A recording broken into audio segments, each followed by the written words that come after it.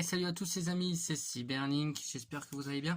Aujourd'hui, je vous présente une nouvelle vidéo et je vais vous présenter mes cartes précieuses pour moi, pour ma collection.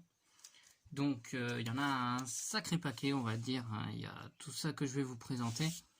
Et puis, de toute façon, je vais vous raconter exactement leur histoire. Et puis, de toute façon, on va rien voir, donc on va autant faire comme ça.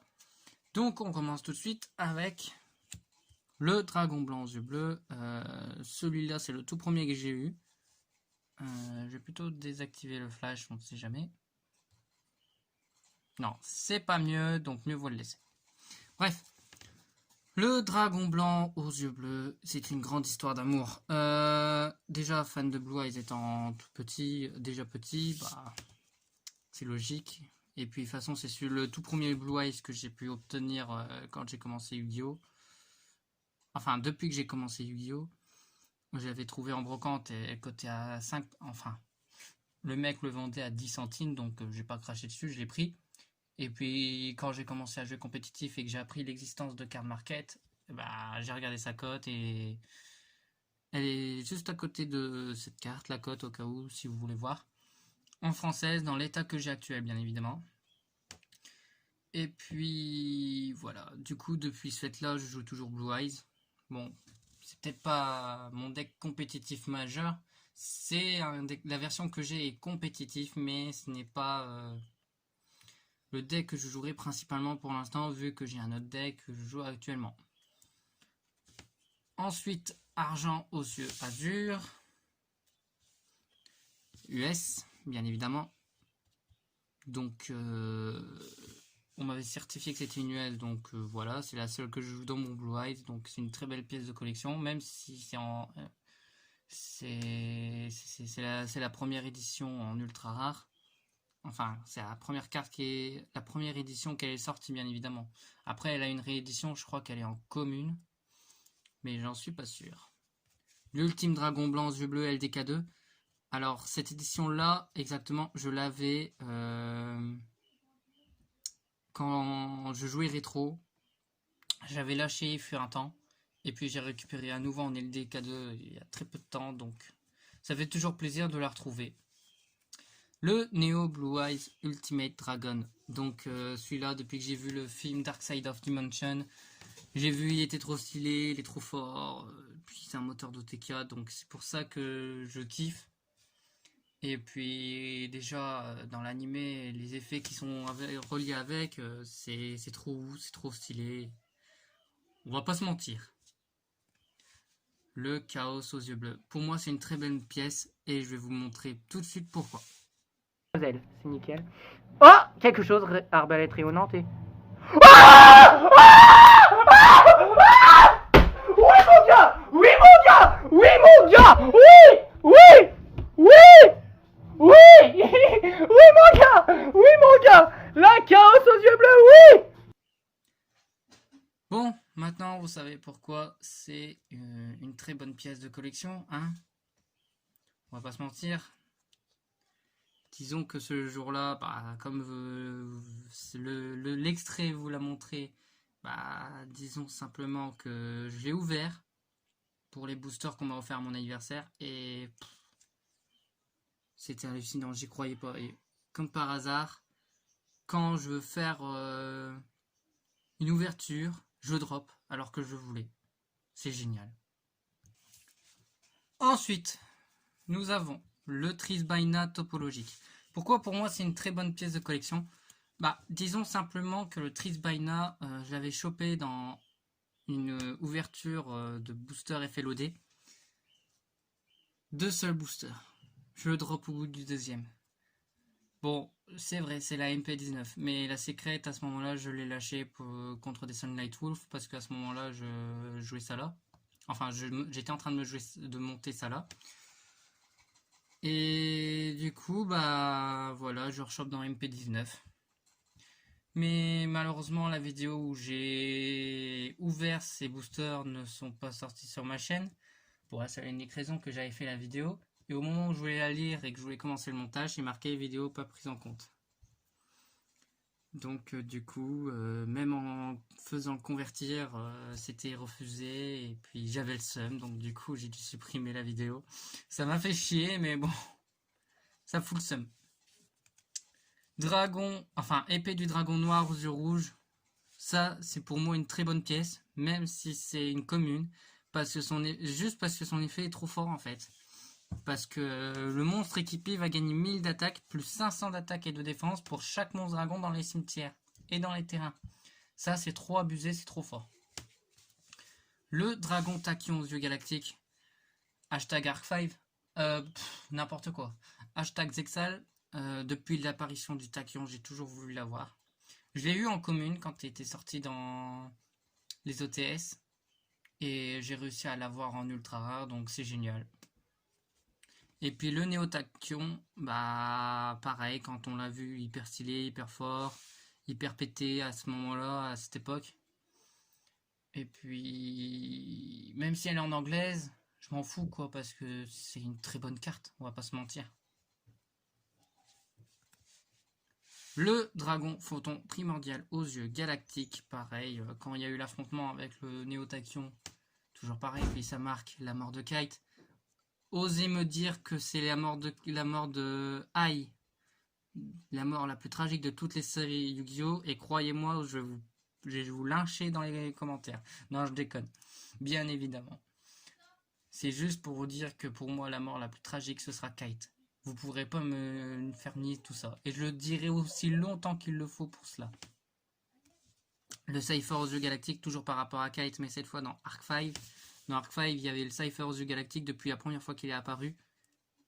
Ça y est, j'ai craqué, quoi, parce que j'ai toujours voulu l'avoir et j'ai réussi à l'avoir récemment par Sylvain. Et puis, je suis content, quoi. Je vais pouvoir enfin le jouer correctement et comme j'ai toujours voulu, quoi.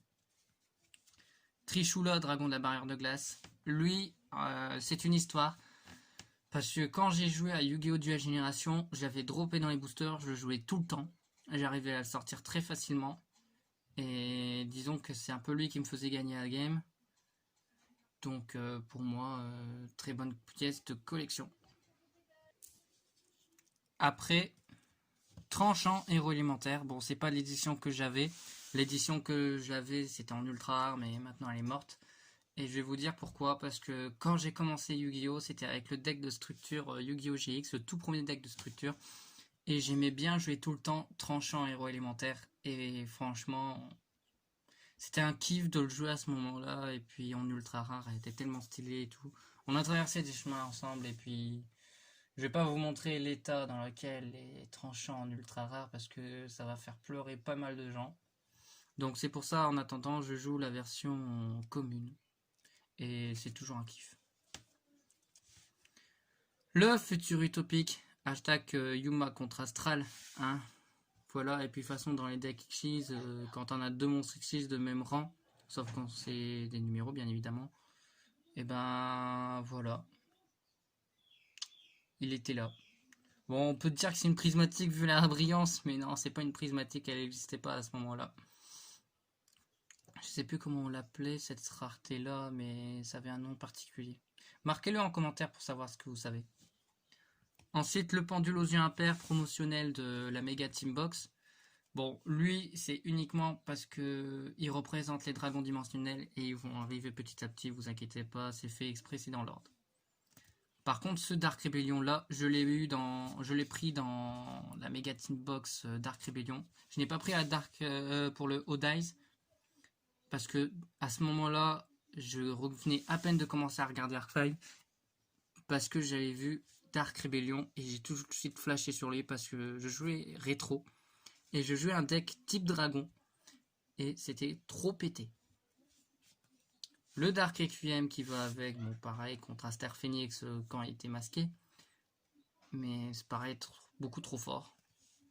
Clair Wing, toujours parce que c'est en rapport avec les dragons célestes. Crystal Wing, pareil. Starving Venom, bah, parce que je joue tout le temps, parce que contre les decks Dark, c'est trop fort. Mais je n'ai pas sa forme évoluée. Et c'est dommage. Decode Talker, pourquoi c'est une pièce de collection pour moi? Bah tout simplement parce que quand elle était sortie dans l'attaque du lien, bah je l'avais tout de suite quoi. Bon, j'ai pas montré l'édition de l'attaque du lien. Sinon, je l'ai sûrement dans mes classeurs ou quoi que ce soit, je regarderai après. Mais c'est sûr que j'ai pas lâché. Mais en tout cas, le Decode Talker, c'est avec lui que j'ai commencé à la compétition parce que j'avais joué l'attaque du lien. Bon, j'y ai pas trop accroché tout de suite au monstre lien, j'avais du mal et j'aimais pas trop. Puis après, j'ai commencé à apprécier et tout, j'ai commencé à comprendre le système et puis c'est en s'y habituant que ça y est, on y arrive. Le dragon du rage aux yeux impairs, quand je l'ai vu dans Arc 5, ce monstre était trop fumé. Il était trop fort, tout simplement. Donc j'ai tout de suite aimé jouer cette carte. Et donc c'est pour cela que je continuerai toujours à la garder dans ma collection, quoi qu'il arrive, je la lâcherai pas. C'est mort. Le Stardust, bon, c'est pas l'édition que j'avais à l'époque. Quand j'avais Stardust à l'époque, c'était en secret. C'était la promotionnelle de la Team Box. Mais je l'ai lâché à ce moment-là quand on était en rétro parce que j'avais besoin de commencer le compétitif et j'avais du besoin de lâcher le Stardust en dernier recours et ça m'a fait chier. Bon, au final, j'ai récupéré un Stardust mais uniquement dans du pot. Mais sinon, voilà quoi. Et puis de toute façon, le Stardust, je le lâcherai plus. C'est mort. Comme l'ancien dragon féerique, j'ai réussi à l'avoir à l'échange pour la collecte uniquement. Et je la lâcherai pas. Parce que c'est parti des dragons de Arc 5. Et si jamais un jour ancien dragon féerique sera plus banni, bah ça m'arrangerait en fait. Le Firewall Exit Dragon, bon, par rapport à l'anime Vrains, voilà. Parce que dès qu'il a été invoqué et fait tu détaches, tu spé Firewall du cimetière, c'était fort. C'était fort dans ce moment-là dans l'anime, c'était abusé. Borelguard Dragon. Donc le Borelguard, bah disons que c'est le premier Borel que j'avais eu. Parce que j'ai commandé à un ami à moi. Je lui avais payé et tout. À ce moment-là, je lui ai payé les frais de port plus la carte. Il me l'a commandé, il est arrivé chez lui et puis il me l'a filé. Donc ça m'a fait plaisir. Le Firewall. Le Firewall, c'est une grande histoire d'amour. Quand j'ai commencé le compétitif, j'ai joué avec un deck Cyberspure. Et je jouais Firewall dedans parce que avant qu'on annonce sa ban, malheureusement. Parce qu'en fait, Firewall fait générer beaucoup trop de FTK, etc. Donc c'était chiant. Et puis j'ai eu pour pas grand chose à l'échange. Et puis au final, j'étais content. Pareil pour Saryuja, j'avais eu en secret. Bon là, j'ai eu en dude. Mais je me cherchais à monter Blue Eyes. Donc j'avais échangé contre un ami quand je l'avais en secret. Contre un alternatif. Mais actuellement, j'ai deux Saryuja. Un que je joue dans mon deck Blue Eyes. Et le deuxième, bah, ici présent. Le Borload. Bah, j'ai toujours voulu l'obtenir. J'ai galéré à l'avoir en secret. J'ai jamais eu. Je l'ai en ultra, mais j'aurais voulu montrer l'ultra. Mais j'ai dit, ouais, on va prendre le premier Borload qu'on chope. Et puis, de toute façon, l'artwork de base, voilà quoi. Mais sinon, Borload pour moi, c'est le dragon que j'ai toujours voulu avoir. Et une fois que j'ai eu, tout de suite, je voulais savoir comment j'ai essayé de le caser dans plusieurs decks. Blue Eyes y compris. Borel Sword, pareil, un moteur d'OTK. Et aussi, quand j'ai vu dans l'animé, j'ai fait ah ouais. Et du coup, bah pareil, envie de le choper. Dingirsu. Pourquoi je le présente? Parce que depuis sa sortie de Dark Neostorm, il m'en a fait baver. J'ai essayé de l'avoir par tous les moyens. Pas moyen de le choper. Du coup, bah, j'ai laissé tomber Orcust parce qu'elle cotait 30 balles et j'arrivais pas à l'avoir à l'échange. Le seul moyen que je pouvais l'avoir, c'était à la vente, enfin à l'achat quoi. Et ça me faisait chier parce que je pouvais pas l'acheter pour un prix comme ça. Le Borelgan, j'avais acheté parce qu'il valait que 5 euros. J'ai pas forcément les moyens financiers pour ça, pour investir à mettre de l'argent dans des cartes. Je préfère principalement à l'échange. Le magicien son dragon chevalier. Pourquoi je le présente? Eh bien c'est une grande histoire parce que par rapport à la boîte deck du dragon légendaire, disons simplement que c'était mon grand-père qui, quand il était encore présent aujourd'hui, quand il était encore présent à ce moment-là. Disons simplement que il venait de sortir d'une opération et il devait pas faire trop d'efforts. Et puis pour mon anniversaire, il a dit bon bah allez je t'emmène. Il m'a emmené à Micromania, il m'a acheté la boîte. Et sur le coup bah j'étais content.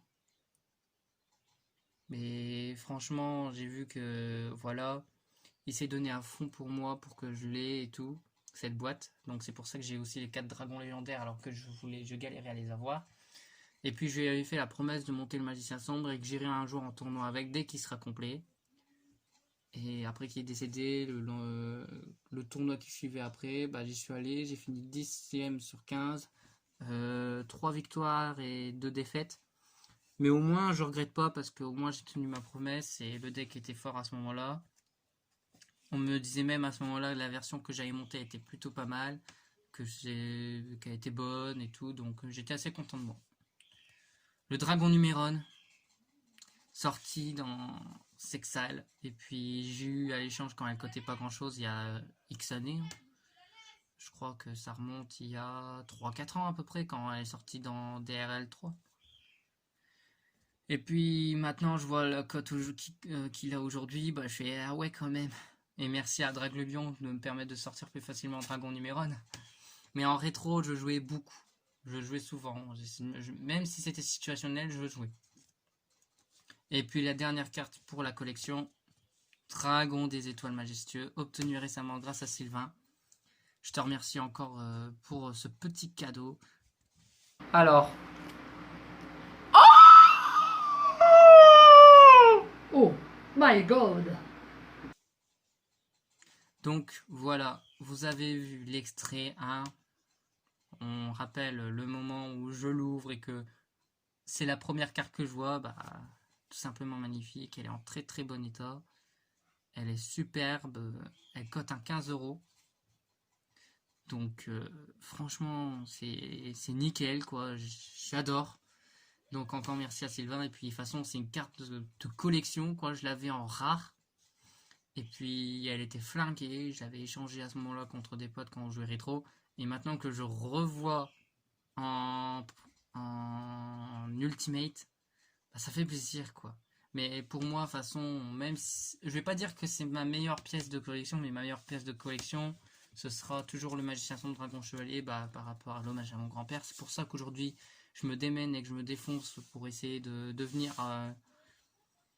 pas le meilleur dueliste, non.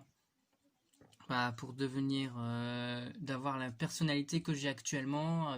Je vous le dis, il y a quelques années en arrière, vous m'aurez pas connu comme ça. J'ai été, disons, très sensible psychologiquement, mentalement. Et puis c'est en partie grâce à lui et aussi grâce à d'autres personnes que je remercie encore aujourd'hui d'être la personne que je suis maintenant. Et je sais aussi que si jamais j'ai besoin de quoi que ce soit, j'ai toujours des amis ou de la famille qui peuvent toujours être là pour me soutenir. Que je remercie bien évidemment. Cette vidéo sinon est finie pour aujourd'hui les amis, j'espère que ça vous aura plu. Comme d'habitude, le pouce bleu, l'abonnement à la chaîne, la cloche de notification et surtout n'oubliez pas de partager la vidéo et la chaîne, c'est très important pour moi et ma future communauté. Bon, je vous montre pas, j'ai la petite larme à l'œil mais je préfère pas trop vous le montrer parce que rappeler les souvenirs avec le magicien sombre, ça fait quelque chose quoi, c'est une histoire, c'est une grande histoire, donc la petite larme à l'œil qui monte, voilà. C'était pas voulu, mais fallait s'en douter, quoi. Je me suis engagé dans ça, bah fallait que je fasse, quoi. C'était logique. J'ai eu cette idée, il faut que je suive l'idée jusqu'au bout. Sinon, c'était Cybermine Pyjami. À la prochaine, pour la prochaine vidéo. Prenez soin de vous, les potes. Ciao, ciao, ciao.